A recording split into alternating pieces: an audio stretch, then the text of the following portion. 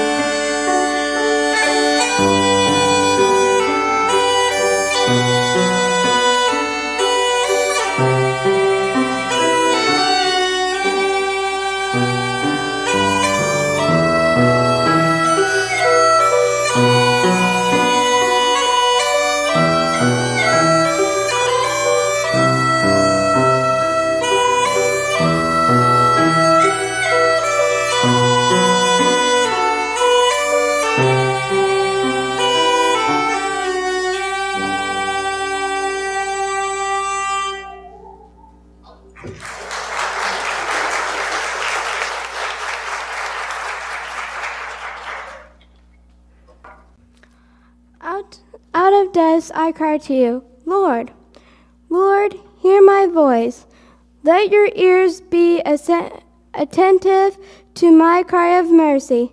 If you, Lord, kept a record of sins, Lord, who could stand? But with you there is forgiveness, so that we can, with reverence, serve you. I wait for the Lord, my whole being waits, and in his word I put my hope. I wait for the Lord more than watchmen wait for the morning, more than watchmen wait for the morning. Israel, put your hope in the Lord, for with the Lord is unfailing love, and with him is full redemption. He himself will redeem Israel from all their sins. Jesus raises a dead girl and heals a sick woman. When Jesus had again crossed over by boat to the other side of the lake, a large crowd gathered around him while he was by the lake. Then one of the synagogue leaders named Jairus came, and when he saw Jesus, he fell at his feet. He pleaded earnestly with him, "My little daughter is dying. Please come and put your hands on her so that she will be healed and live." So Jesus went with him. A large crowd followed and pressed around him, and a woman was there who had been subject to bleeding for 12 years. She had suffered a great deal under the care of many doctors and had spent all she had, yet instead of getting better, she grew worse. When she heard about Jesus, she came up behind him in the crowd and touched his cloak, because she thought, "If I just touch his clothes, I will be healed." Immediately her bleeding stopped, and she felt in her body that she was freed from her suffering. At once Jesus realized that power had gone out from him. He turned around in the crowd and asked, "Who touched my clothes?" "You see the people crowding against you," his disciples answered, "and yet you can ask, 'Who touched me?'" But Jesus kept looking around to see who had done it. Then the woman, knowing what had happened to her, came and fell at his feet, and trembling with fear, told him the whole truth. He said to her, "Daughter, your faith has healed you. Go in peace and be freed from your suffering." While Jesus was still speaking, some people came from the house of Jairus, the synagogue leader. "Your daughter is dead," they said. "Why bother the teacher anymore?" Overhearing what they said, Jesus told him, "Don't be afraid, just believe." He did not let anyone follow him except Peter, James, and John, the brother of James. When they came to the home of the synagogue leader, Jesus saw a commotion with people crying and wailing loudly. He went in and said to them, "Why all this commotion and wailing? The child is not dead, but asleep." But they laughed at him. After he put them all out, he took the child's father and mother and the disciples who were with him and went in where the child was. He took her by the hand and said to her, "Talitha koum," which means, "Little girl, I say to you, get up." Immediately, the girl stood up and began to walk around. She was 12 years old. At this, they were completely astonished. He gave strict orders not to let anyone know about this and told them to give her something to eat.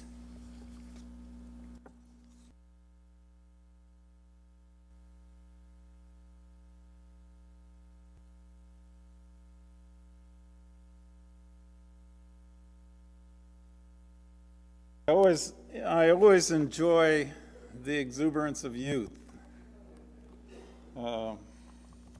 and their great energy, and they're not holding back quite often. We have a task that people had when they were fighting for freedom, and that was simply that they believe. We have that task too. The task to believe that God can bring us to where God wants us to be if we do what God commands and if we trust in God. Now, we might think that freedom is something that, the freedom that God gives to us is something that involves no obligation at all, because if we're really free, we're free to do whatever we want to do whenever we want to do it. However, I remind you of a song, Janis Joplin. Does anybody remember her? Yeah, Me and Bobby McGee. Freedom's just another name, another word for nothing left to lose, where you have no obligations possibly, and you have nothing left to lose because you just are not responsible to anyone else. So we find that we want to be free of many things that we find to be objectionable or hard. Maybe we have complications in relationships, and believe me, there are many complications in relationships always. That just seems to be the way things are. For example, one doesn't listen. One maybe complains too much. Maybe there's misunderstanding, poor communication, all kinds of things. And you think to yourself, well, we'd want to be free of that. Really? Then you're lonely. Then another complication comes in. Freedom is a complicated thing. I had a pet bird that kind of illustrated that, because that pet bird would, John Huston, when he was on oxygen, said, you're always hostage to something. There's always something restricting freedom. Yeah. Mm-hmm. Yeah, he was a producer that was pretty famous. And back to my bird. The pet bird illustrated, yeah, there we go. Just tap it a little bit and magic things happen. Pet bird illustrated what it was like to want to have freedom, but to also have obligation. I said, there, you're free, just go outside of your cage, no problem. Okay, it flew off. It flew all over the room. It explored things. It did all kinds of things. And then I just kept ignoring it. And I noticed it on top of the curtains one time, and I noticed it exploring something in the kitchen one time. And then I went to bed. Do you know where I found it in the morning? Sitting on top of its cage. It wanted to get back in because it knew that its security was there. It knew that its security was there, and that was the place where it could find food and all of the things that it needed. We think freedom is a lack of obligation, but it's not really.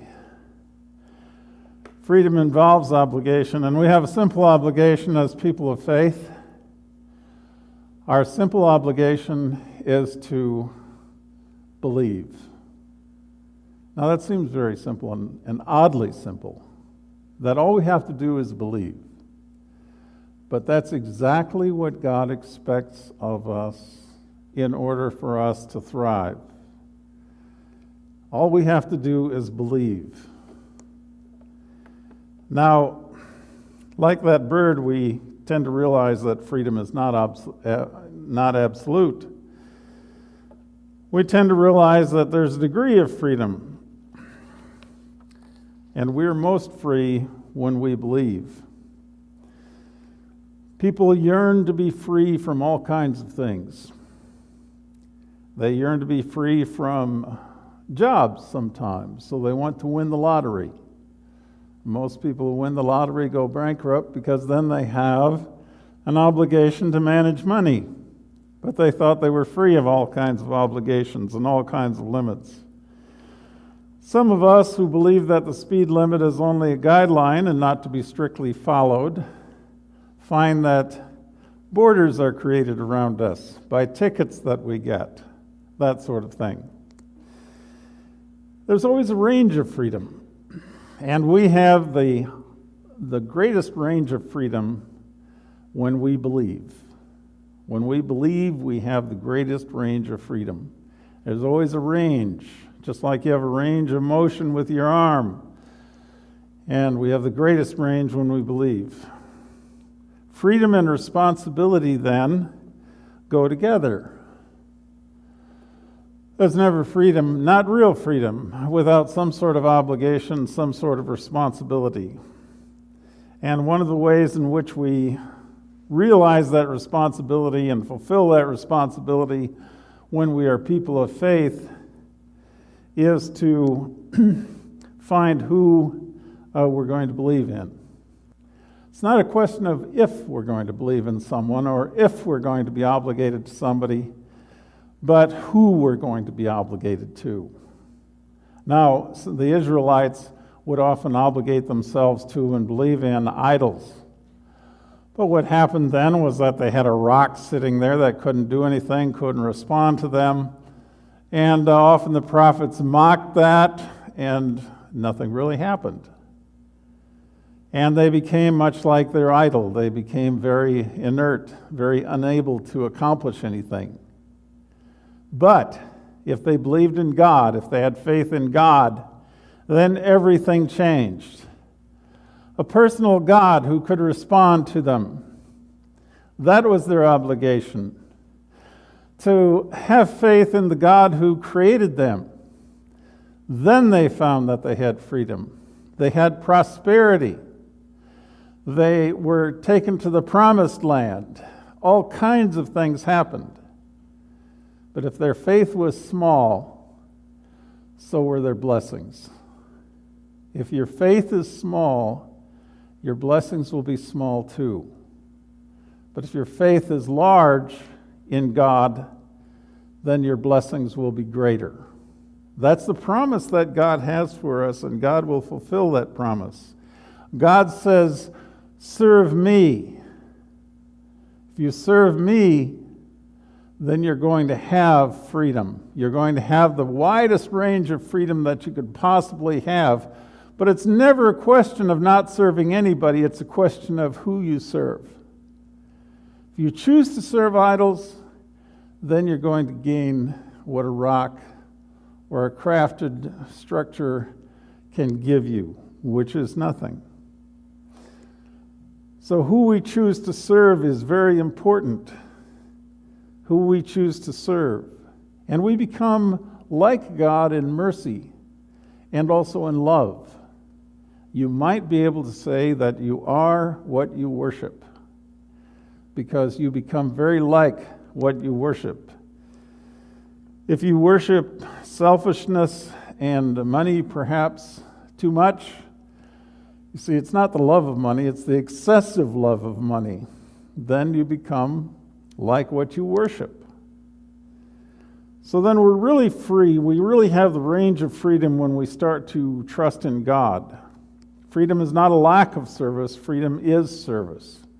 And that's the great wisdom that Jesus gives to us. Freedom and responsibility go together. They always go together if we are going to be free. Now, being responsible is a very important thing. As people of faith, we know that this responsibility is to have faith in God and also to serve one another and serve God according to God's will. That responsibility is a great thing. It's a great responsibility that we bear, and it's a great responsibility in our world in particular. It's a great responsibility because our world is one in which we hold something that's very precious, and that is the faith. We keep the lights burning, the candle burning in relation to faith. In our world, there are many who believe that faith in God is a convenience thing, where God is like a vending machine. If you're under incredible stress, then you go to God as a last resort because nothing else has worked. But faith is really the center of people's lives. And so the greatest gift that we can give to someone is to have the idea conveyed to them that they have one task in life: to be fully free. That's to believe in God, to believe that God will give them good things, and to have strong belief. Like I said, small belief, small results. Big belief, big results. And not because we have the ability to make those results, but because God has the ability to make those results if we believe, you see. We have an obligation to believe. What happened to Jesus when he went to his hometown? Well, this is what happened. People looked at Jesus and said, didn't we see this little tyke here in the carpenter shop? Who does he think he is? You know, coming before us with all these teachings and everything. Who does he think he is, after all? They didn't have any belief. And what does the Bible say about that? Jesus was not able to do any great work in that town. You see what a difference our belief can make. In a society which is largely secular now, largely non-believing in many ways, or at least not exercising faith, we are like a light in the darkness, and our witness makes a difference, because we can tell people that the way to freedom is to give your will and your life over to God. And people might say, well, I don't really need to do that. I don't really want to do that, because after all, you know, I can do what I want to do. Well, people have done what they want to do, self-will running riot, and the end result is basically that they have not had great results. There are more conflicts now than there have ever been in the world. There are more people dying in conflicts than there have ever been, according to statistics. And the reason for that is primarily because when there's small faith, there's small results. And we have a witness to say that. Our best intentions can be frustrated. This week I heard a story about one frustration, for example. How many like to golf here? Somebody likes to golf. There must be a few. But at any rate, there was a person who had failing sight. And he couldn't see where the golf ball went anymore, so he had a friend who would see it for him, and his friend would golf with him. Well, one day his friend was sick, so another volunteered to help him. He made a drive, and it really went out there, and his friend said, well, I've seen where it went. They went walking in that direction. The volunteer says, oh, well, he began to wander a little bit, and he seemed uncertain in what he was saying. And the person who had failing sight said, well, what's the matter? Where's the ball? And the fellow said, I don't remember. He had problems with memory. So our best laid plans. I know also that when I have a mechanic who tells me that they're going to make a part fit when they don't really have it, then that's a time I'm going to have some breakdowns, you see. Even though we have a plan, but you see, it's not the right plan. It's not having the right part. With God guiding us, it makes all the difference in the world. Giving our will and lives over to God means that we believe. You know, there was this person who died, from leader of the synagogue, had a loved one who died. And what did Jesus say? Jesus said, don't be afraid, believe. Just believe. And when we think of the freedom that we have in our nation, when we think of that kind of freedom, we think of the freedom that we have if our only task is the simple task of believing. Just the simple task of believing. Believing that our ministry and mission is going to work and be mighty with the power of God. That's our whole task. And to serve God according to God's will. That's our entire task. People were saying to Jesus, why are you bothering? She's already died. Why are you taking the time? And Jesus said, don't be afraid, believe. It was so obvious that there was nothing anyone could do. This person had died. And yet Jesus just calmly said, don't be afraid, believe. And I tell you this morning, don't be afraid. No matter what the challenges the church may have, no matter what challenges you might have in your personal life, don't be afraid. Believe. Do not be afraid. Believe. It is the one thing that we need to do if God is to work a mighty work among us. We always battle doubt, but we have a battle that we have to win on the inside before we can win the battle on the outside. And that's the battle which we have with ourselves to exercise belief. If we haven't won that battle on the inside, we won't be able to win anything on the outside. So that's the first battle, to believe. Don't be afraid, just believe. Amen.